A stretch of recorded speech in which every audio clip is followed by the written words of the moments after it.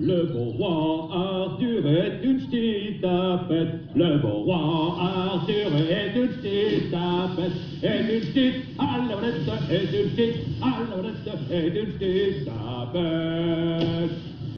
Et salut à tous, je vous retrouve pour une nouvelle partie de Warhammer Made by Amateur. Alors la partie que je vous propose aujourd'hui est une partie scénarisée, très thématique, car elle est présente dans le livre de règles des Impériaux, et c'est la 3e bataille du col du feu noir. Alors on est en 2520, Karl Franz est donc l'empereur de l'Empire, et une nouvelle ouague très importante arrive des terres arides pour se déferler sur l'Empire.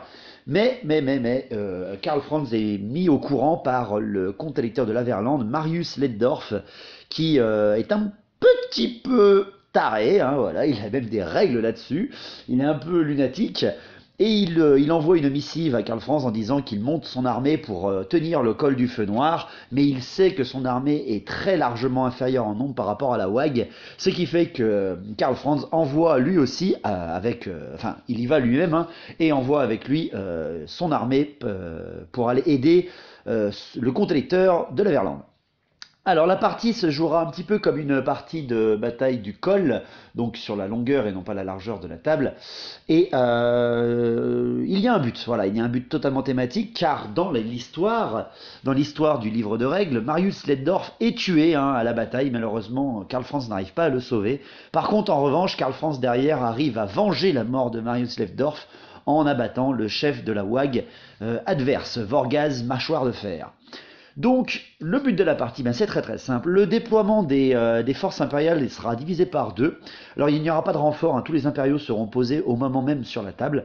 Marius Leddorf et son armée de l'Averland seront posés en plein milieu de la table, voilà, face à la ouague, presque à peine 12 pas de distance de la ouague, qui elle sera placée intégralement. Il y a à peu près 3500 points de ouague, d'orques et gobelins. Et Karl Franz et son armée de soutien seront en arrière, au bout du col en fait, et devront mettre presque un tour ou 2 tours pour arriver à aller aider Marius Leddorf. Voilà un petit peu pour le but de la partie. Le but de la partie c'est très simple. Les impériaux et les orques et gobelins ont une partie à double objectif en fait. Les impériaux et les orques et gobelins ont bien sûr chacun le but de Marius Leddorf. Les orques et gobelins doivent tuer Marius Leddorf et les impériaux doivent essayer de le sauver, qu'il survive au 6e tour de la partie. Si les orques et gobelins arrivent à tuer Marius Leddorf, ils remportent leur premier objectif. Et en fait, une fois que Marius Leddorf est mort, si jamais il meurt, les orques et gobelins doivent tenir un tour de jeu. S'ils tiennent un tour de jeu, autrement dit, si leur général tient un tour de jeu, eh bien ils gagneront. Voilà, c'est le but. Voilà, Karl Franz sera repoussé, il verra que la bataille a tourné court et il décidera de rebrousser chemin et de reformer une armée impériale pour contrer Vorgaz Mâchoire de Fer. Donc si les orques et gobelins tuent Marius Leddorf, leur général doit tenir un tour de jeu sans se faire buter, et là c'est la victoire des orques et gobelins. Par contre, pour l'Empire, si ils arrivent à sauver Marius Leddorf, ils gagnent. Mais si Marius Leddorf meurt, s'ils ne remportent pas leur premier objectif, ils doivent abattre le général orque noir en une seule phase de jeu, en un seul tour. En un seul tour de jeu, ils doivent abattre le général. En gros, si Marius Leddorf est sauvé, pas besoin de faire ça, mais s'il meurt, l'Empire doit tuer le général orque et gobelin avant la fin du tour. Voilà, c'est très stressant comme partie, comme but de jeu, mais on a adoré ça. Alors c'est Thomas qui jouera les impériaux. Voilà, il veut jouer les impériaux. Et moi de mon côté, oui, j'ai pris mes orques et gobelins parce que c'est toujours plus drôle.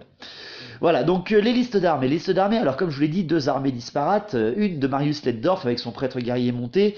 Alors j'ai pas la figurine de Marius Leddorf, mais je la jouerai avec mon comte électeur monté. Donc Marius Leddorf qui commandera cette armée de l'Averland avec son prêtre guerrier monté. Il aura ses 8 chevaliers de l'ordre avec lui. Il aura 20 halbardiers, 10 arquebusiers. Il aura 20 flagellants, 5 escorteurs et un canon feu d'enfer. Voilà, tout ça sera déposé vraiment au milieu de la table. Et de l'autre côté, Karl Franz arrivera, alors il arrive dès le premier tour comme je vous ai dit, Karl Franz sera là avec un capitaine grande bannière, un sorcier niveau 2 et un prêtre guerrier à pied, Il aura aussi 39 halbardiers, 20 épéistes, 10 arquebusiers, il aura 29 joueurs d'épée, 10 Reichsguard, un canon, et il aura un hélioboliste de Is. Voilà, c'est l'armée impériale de Thomas. De mon côté, mon armée orc et goblin de 3500 points, l'égale des deux armées impériales, eh bien c'est donc Vorgaz, marcheur de fer, qui commandera. Alors il a une armure de 3+, il est tenace, il a plus d'en attaque et une invulnérable de 6+. J'ai pris également un grand chaman orc sauvage avec niveau 4 et tête réduite de la chance. J'ai pris un chef orc noir GB. J'ai pris ensuite en unité de base, j'ai pris 30 orques costos avec lance et bouclier, 39 orques sauvages, 2 qui coupent, gros qui trouent, 20 orques état-major complet bouclier, 20 gobelins de la nuit archers avec 3 fanas, 40 gobelins de la nuit avec fanas, 3 fanas. En unité spéciale, j'ai pris 28 orques noirs avec bouclier état-major complet, 10 orques sauvages montés sur sanglier, 5 orques montés sur sanglier, 2 chars orques et un char gobelin, 3 trolls, et en unité rare, j'ai pris 6 trolls d'eau et une arachnarok. Voilà, c'est beaucoup, et c'est beaucoup.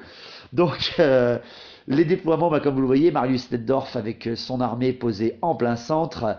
Ensuite, Thomas a attendu que je déploie toute mon armée orc et goblin. Voilà, on a été un peu sport. Il n'a pas l'habitude de jouer les impériaux. Donc, je déploie vraiment toute mon armée. Alors, vraiment avec des vagues d'assaut. Les chars sur le flanc gauche, la cavalerie sur le flanc droit, et les vagues de piétons, d'infanterie au centre, avec les trolls, bien entendu. J'ai gardé, bien sûr, mes poids lourds, avec mes orques noirs, mes costos, en arrière-plan. C'est risqué avec l'animosité des orques et gobelins, mais bon, j'ai toujours un peu de chance avec l'animosité et on verra un petit peu ce que ça donne. Et enfin, bien sûr, Karl Franz se déploie avec les halbardiers sur son flanc gauche, la Reichsguard sur son flanc droit et les joueurs d'épée et les Yobolis en plein milieu, avec les arquebusiers et le canon sur la colline pour amener un petit peu de maintien au cas où la ligne s'écroule des impériaux. Voilà pour la magie, mes orques et gobelins, mon chaman orque sauvage niveau 4 a eu le crasse-tête, la main de Gork, le coup de boule et le pied de Gork, donc très très très sympa. Et du côté impérial, vu qu'il n'y a qu'un petit sorcier niveau 2, Thomas a pris la lumière et il a eu le regard embrasé de Shem et le bannissement. Donc c'est pas hyper bon, il n'a pas eu la frappe toujours en premier, l'initiative 10, dommage. Et donc, selon le scénario, on a dit que c'était les orques et gobelins qui commençaient pour être un peu plus sport. Donc on est parti pour cette troisième bataille du col du feu noir, la bataille de Marius Leddorf et de Karl Franz contre la WAG de Vorgaz, mâchoire de fer. Allez, c'est parti pour le premier tour des orques et gobelins. Alors, pour le premier tour de mes peaux vertes, il faut faire de l'animosité. Ah bah oui, vu le nombre qu'on est, ça va être très très très compliqué de ne pas faire d'animosité. Et bien sur tout ce que je jette en animosité, je n'ai que les archers gobelins de la nuit qui se disputent. Ça va, je m'en sors quand même vachement bien. Derrière, la stupidité des trolls est très bonne, vu qu'ils sont à côté du général de la grande bannière, il n'y a pas vraiment de problème. Donc c'est parti, pour les charges.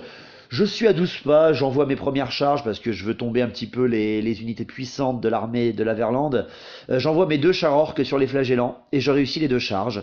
Voilà, c'est un petit peu du suicide, mais bon, tant que je les abîme, ceux-là, ils pourront beaucoup moins me faire mal dans mes orques derrière.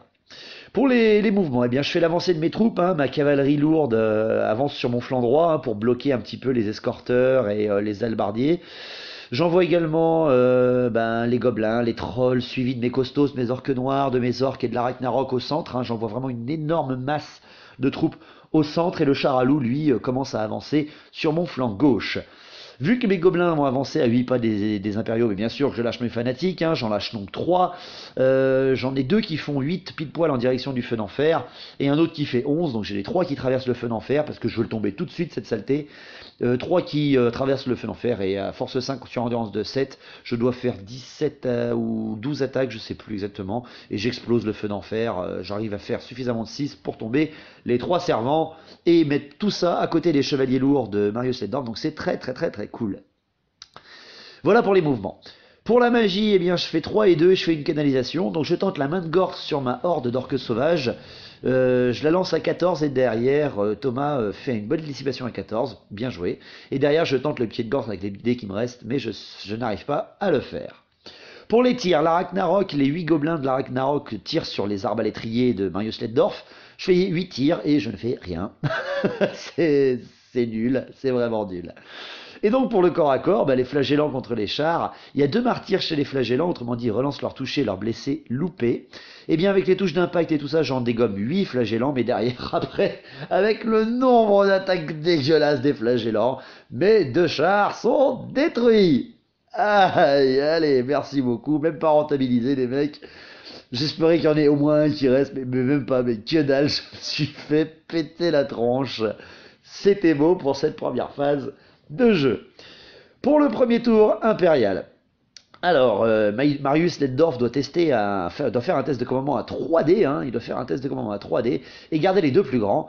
Et s'il le loupe, eh bien, il fait un test de folie. Et déjà, Thomas loupe son premier test de Marius Letzdorf et déclenche une insulte scandaleuse de Marius Letzdorf. Autrement dit, le personnage ennemi le plus proche reçoit une insulte scandaleuse de Marius Letzdorf. Espèce de jeune faquin, jeune tête de crottin, je ne sais pas ce qu'il lui dit, mais c'est le porteur de la grande bannière orque noir qui le subit et qui devient donc haineux de Marius Letzdorf. C'est toujours plus cool. Moi, je trouve ça drôle.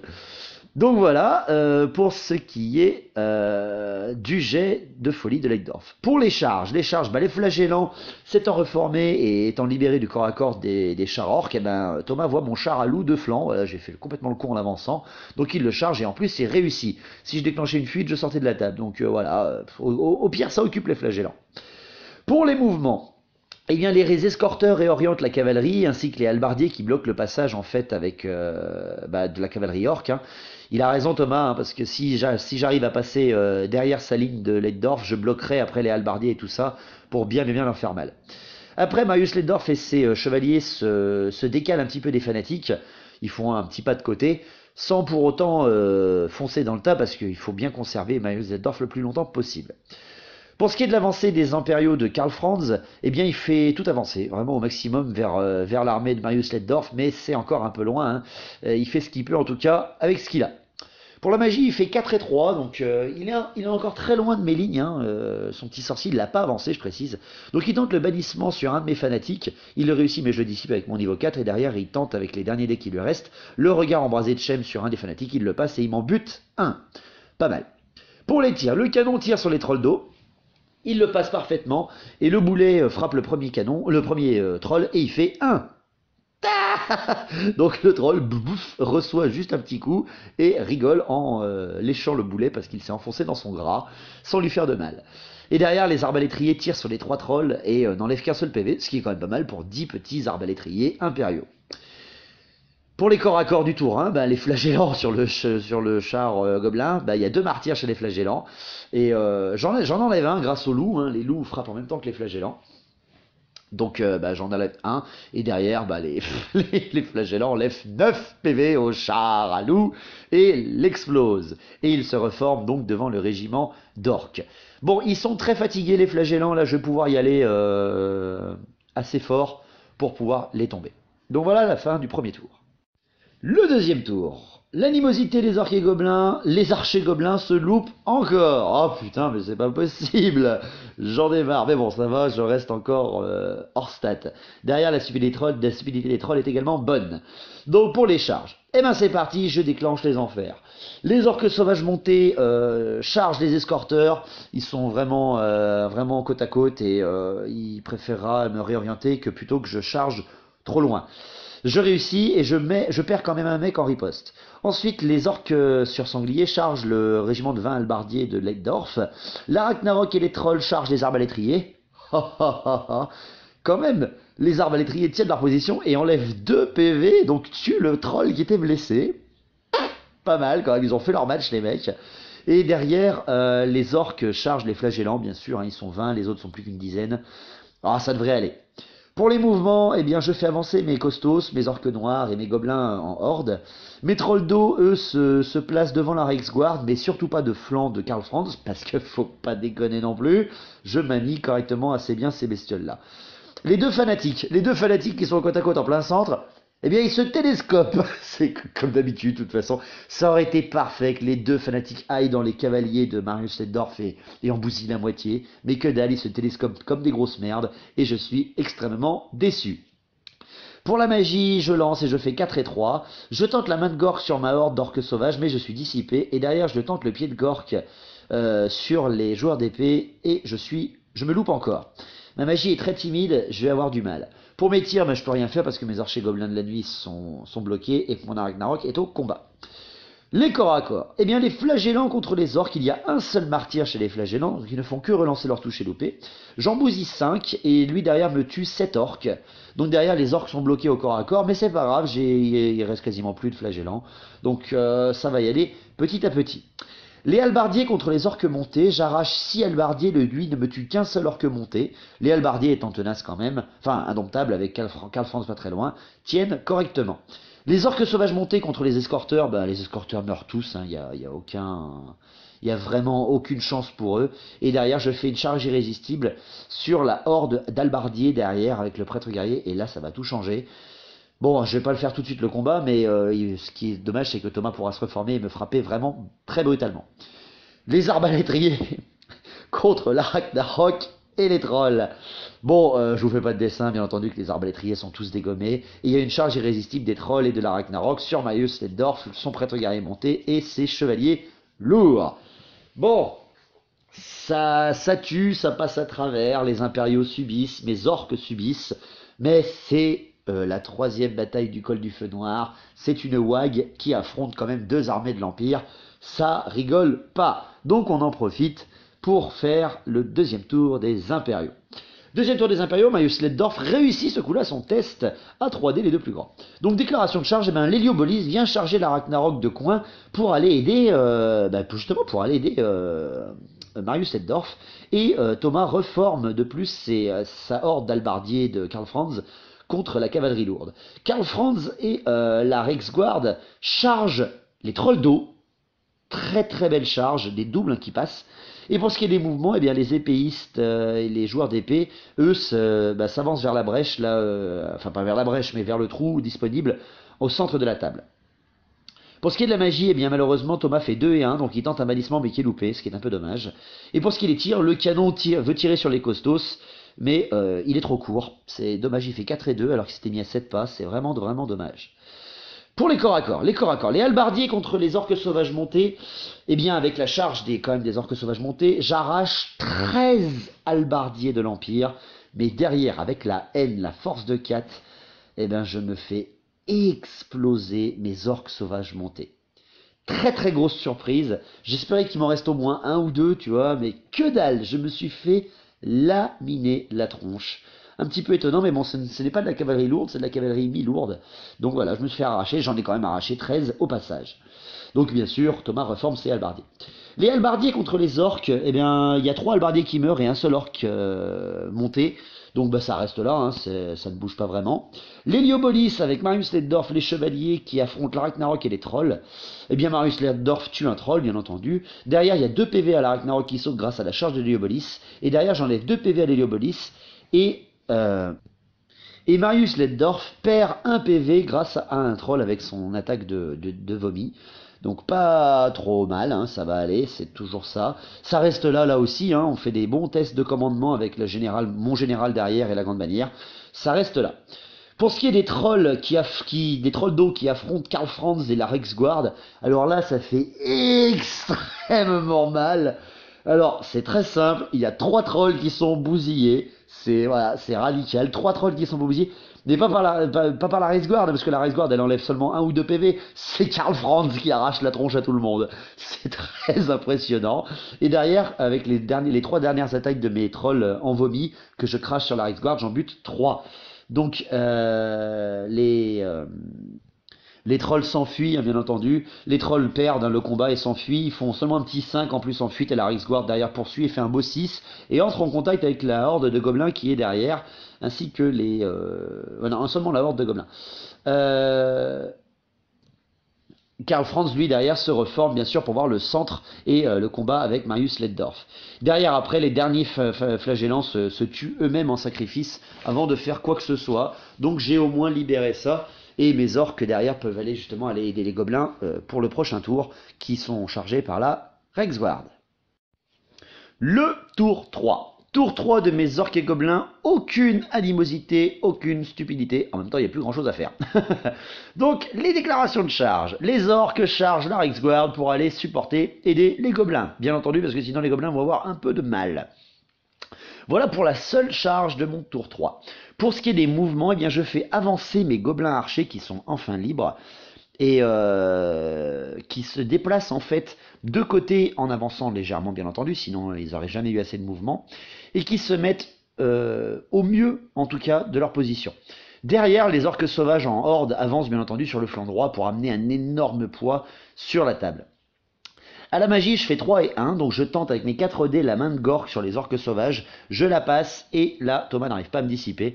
Donc je téléporte la horde, en fait, derrière la ligne impériale, et envoie, en fait, la plus puissante horde que je possède contre la horde d'albardiers fatigués de Thomas. Je l'envoie vraiment à un pas et demi devant. J'ai du pot, et là, d'un coup, Thomas, il a du mal parce qu'il ne pourra pas envoyer sa horde d'albardiers au soutien du centre.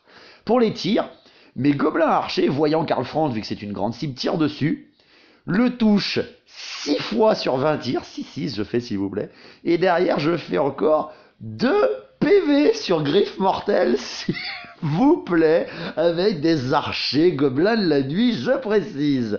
J'ai enlevé 2 fucking PV à griffe mortelle avec des archers gobelins de la nuit, c'est magnifique. Bon, ça va énerver le gros piaf, mais c'est pas grave, c'était juste très beau. Pour les corps à corps, parce que mes tirs sont déjà finis, pour mes corps à corps, eh bien, les halbardiers qui affrontent les orques montés, eh bien, il y a 2 morts de chaque côté, et mon orque, tout seul, fait un beau 3 de commandement et reste au corps à corps. Pas mal. La Rexguard contre les gobelins et les orques, il y a 2 gobelins qui meurent, seulement 2, et derrière, mes orques tuent 2 Rexguard. Donc heureusement qu'elle est tenace et qu'elle reste là, parce qu'avec tous mes bonus fixes, ils étaient mal les mecs. Donc c'est pas trop mal, hein, je me débrouille vachement bien quand même. Derrière, après, la Ragnarok et les trolls contre Marius Leddorf, les chevaliers et les Léobolis. Je bute les Léobolis, bien sûr, avec la Ragnarok. Par contre, mon dernier troll est tué. Mais la Ragnarok étant tenace, ben teste et ne bouge pas. Donc c'est assez cool pour un tour 3, assez court et assez violent. Pour ce qui est du tour 3 des Impériaux, Marius Leddorf réussit encore une fois son test de commandement. Et c'est parti pour les nouvelles charges. Et là, la charge tonitruante de l'Empereur sur le flanc de la Ragnarok qui réussit. Aïe! Les épéistes qui chargent la horde de gobelins pour aller aider la Rexguard. Ouais, je vous attends les mecs. Et derrière, les halbardiers qui chargent les orques sauvages. Alors, ça c'était couillu, hein, c'était un peu les envoyer à la mort les mecs. J'ai été étonné d'ailleurs qu'il charge. Je me suis dit, tiens, il va camper un peu, il va me faire patienter un tour complet avec ça. Mais que dalle, hein, il a chargé, il y allait au culot. Ouais, bon là, c'est qu'il voyait que Marius Leddorf était sauvé, quoi. Il y a Karl Franz qui arrive, voilà, qu'est-ce que tu veux faire contre ça, quoi. En même temps, c'est vrai, autant y aller au culot. Pour les mouvements, les joueurs d'épée se positionnent en fait au flanc de Marius Leddorf pour amener surtout la grande bannière à tous les corps à corps du centre et du flanc droit de l'Empire. À la magie, eh bien, Thomas lance et fait 4 et 1, il tente le bannissement mais je le dissipe, et ça s'arrête là directement. C'est compliqué pour lui parce qu'il a très peu de sorts et il est pas du tout en position avec son sorcier. Il attendra certainement de pouvoir blaster la horde d'orques sauvages. Pour les tirs, il vise avec le canon et le canon explose. Allez, tu n'as servi à rien, bravo, bravo mon gros, j'aime bien quand c'est comme ça. Pour les corps à corps, eh bien les halbardiers contre les orques sauvages, la horde d'halbardiers contre la horde d'orques sauvages, eh bien il me bute quand même 8 orques sauvages, hein, c'est quand même pas négociable, mais derrière moi je lui arrache 15 halbardiers, vu que j'ai force 4 au premier round de corps à corps, donc bien sûr qu'il perd son indomptabilité, bien sûr qu'il s'enfuit, et bien sûr qu'il fait 8 et moi 10, et je rattrape sa horde avec ma horde frénétique sans problème. Par contre, ma horde frénétique, elle va plus me servir à grand chose pendant au moins 2 tours. Pour ce qui est des halbardiers qui affrontent l'orque monté, eh bien l'orque meurt et les halbardiers se reforment, mais ils sont très très fatigués, il n'en reste plus que 9. Mais ils sont toujours là, et puis ils peuvent recentrer maintenant, refermer le centre de la bataille du col du feu noir.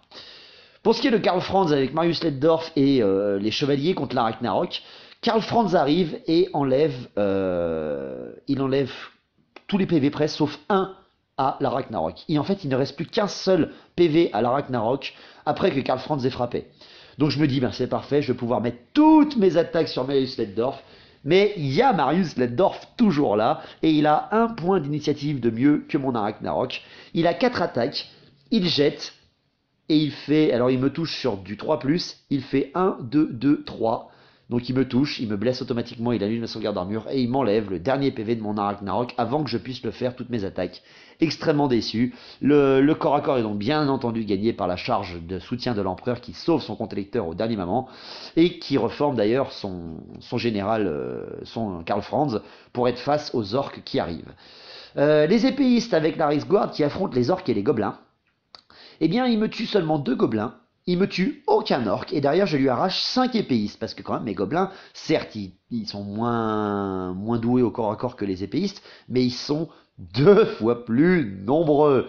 Eh ben ouais, c'est pas pareil les mecs. Donc derrière, les épéistes et la Reichsguard restent grâce à Karl Franz et à la grande bannière, parce que les épéistes avaient loupé, grâce à la grande bannière qui est placée derrière, et encore heureux, parce que sinon ils s'enfuyaient, et là ça allait être beaucoup plus compliqué.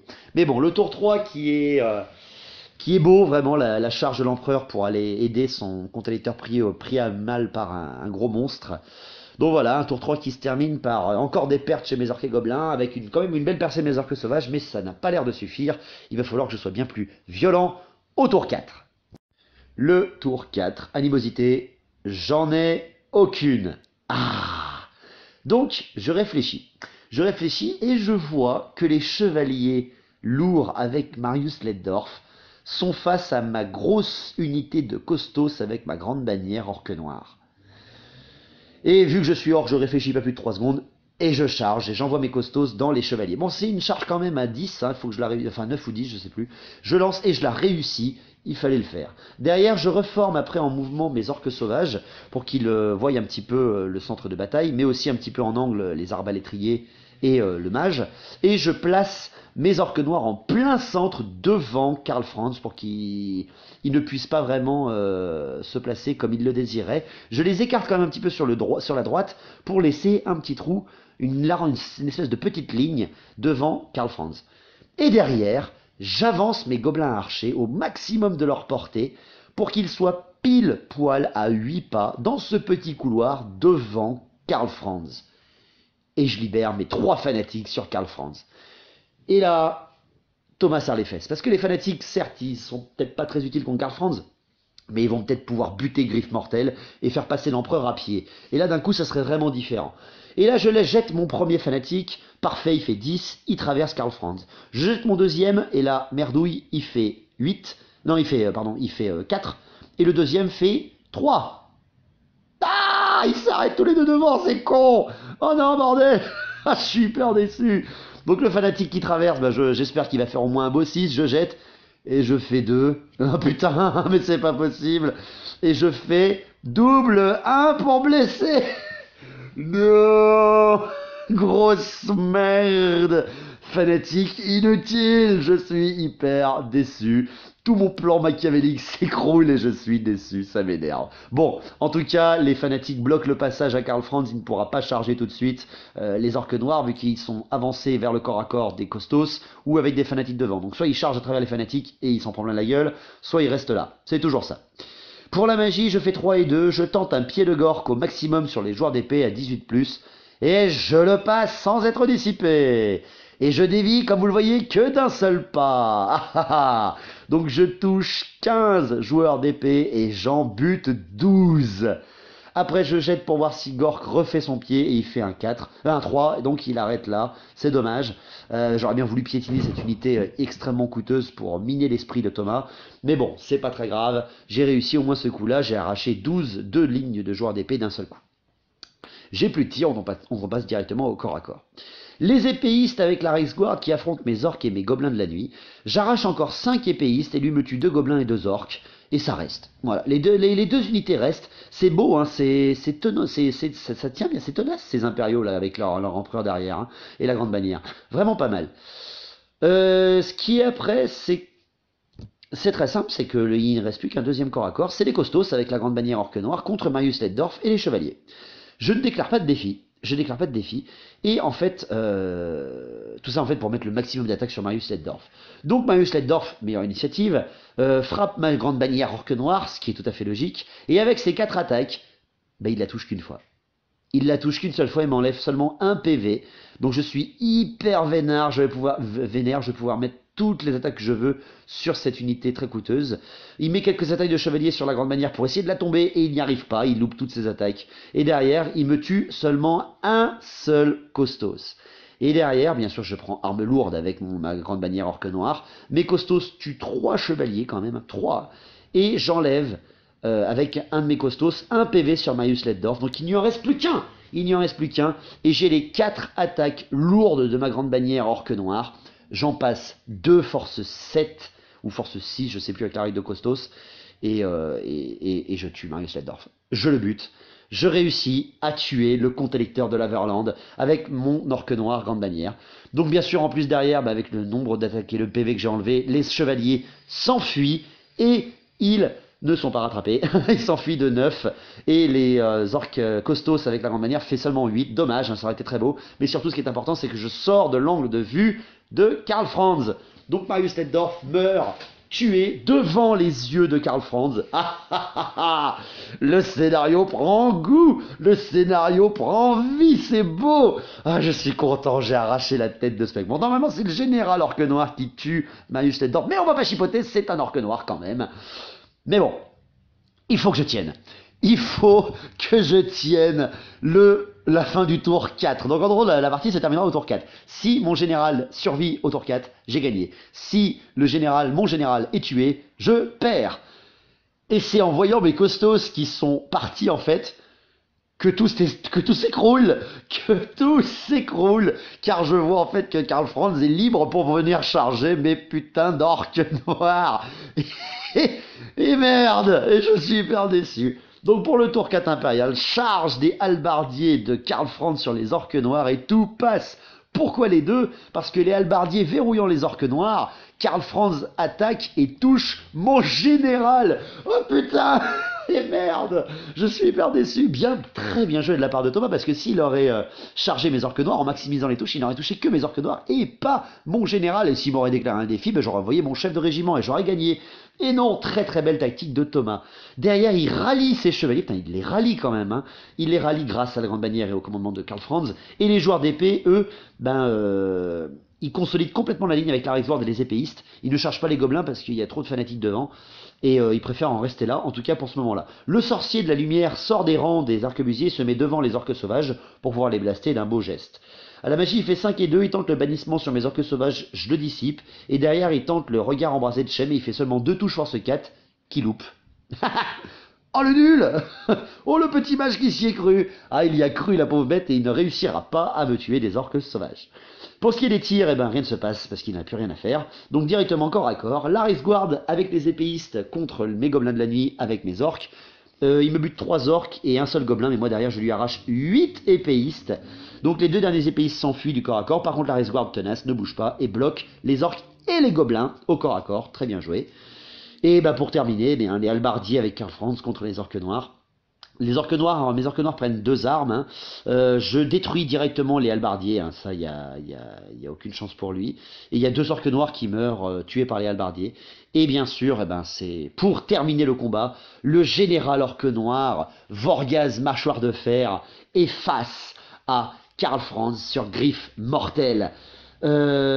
C'est très très violent. Bon, j'ai que 3 PV avec un vulnérable de 6+, et derrière, Karl Franz est un monstre de corps à corps. Il m'enlève directement 2 PV. Quand même, hein, sur les 4 attaques de Karl Franz, il en loupe 3. Il en loupe 3 avec Galmaraz. Et derrière, avec la blessure multiple, il m'enlève 2 PV sur mon général, parce que mon vulnérable 6+ ne passe pas. Derrière, j'arrache 2 PV à griffe mortelle avec mon général qui a quand même 6 attaques et qui se foire quand même pas mal du tout. Donc je suis un peu déçu.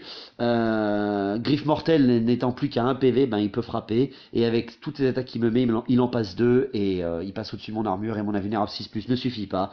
Et mon général se fait arracher la tronche par Karl Franz. Je suis un peu frustré, mais c'est pas grave. Ça respecte quand même l'histoire de la 3e bataille du col du feu noir. Karl Franz arrache la tête de la Wag mâchoire de fer. Et c'est ainsi que se termine la partie, car ils ont réussi leur objectif, ces foutus impériaux. Donc voilà, c'est la fin de la 3e bataille du col du feu noir. Karl Franz pleure la perte de son comte électeur Marius Leddorf, mais il a réussi à le venger en temps et en heure. Donc voilà, j'espère que cette partie vous aura plu. Je vous ai fait cette partie alors qu'on a certainement passé, parce que j'enregistre en avance, on a certainement passé les 600 abonnés. Donc la partie spéciale des 600 abonnés arrivera après celle-ci. Alors je sais, il y a plein eu de demandes, faire des parties à 2 fois 3000, des trucs bien bien lourds, très très compliqués à mettre en place. Alors c'est pas que c'est compliqué parce que j'adore ça, mais c'est en fait que je manque de joueurs maintenant. Je manque de joueurs. Et j'ai trouvé un assez bon compromis. Quand je vous parle là, je viens juste d'aller voir, en fait, je suis le lendemain d'être allé voir Avengers Infinity War. Alors, vous inquiétez pas, je spoilerai pas. Mais j'ai toujours rêvé de faire un petit peu un scénario comme ça, où ce ne sont que des héros légendaires, seigneurs légendaires, tout seuls, sans armée, qui affrontent une horde monumentale, commandée par plein de méchants. Et c'est ce que je vais vous proposer pour l'anniversaire des abonnés, des 600 abonnés. Je vais vous faire une sorte d'Infinity War en mode Warhammer. Alors pour vous donner une idée, parce que j'ai déjà commencé à bosser là-dessus, il y aura une vingtaine de seigneurs et héros légendaires, avec quelques seigneurs non légendaires que j'aurais customisé moi-même, pour affronter 6000 points de chaotique. 4 armées de 1500 points de chaotique qui affronteront une vingtaine de héros et seigneurs légendaires. Voilà, avec bien sûr une espèce d'arrivée à la Thanos, hein, d'un coup comme ça, les gros méchants auront d'un coup, je pense, Archaon, hein, qui va arriver. Le Archaon, attention, le Archaon de End of Time, hein, le Archaon à 850 points, hein, qui arrivera pour essayer d'obtenir un objectif. Donc voilà, ça va vous donner un petit peu près ça. J'espère vous donner de l'eau à la bouche. Je vous dis ça parce qu'en fait, je pourrais pas la faire très rapidement. Donc je vous la mets en preview. Ça sera une Infinity War pour la partie des 600 abonnés. En espérant que ça vous plaira. Allez, merci à vous, merci à tous. Portez-vous bien, j'espère que tout se passe bien pour vous. Et on se revoit bientôt pour l'épisode spécial des 600 abonnés. Allez, ciao et longue vie à battle, au vrai battle.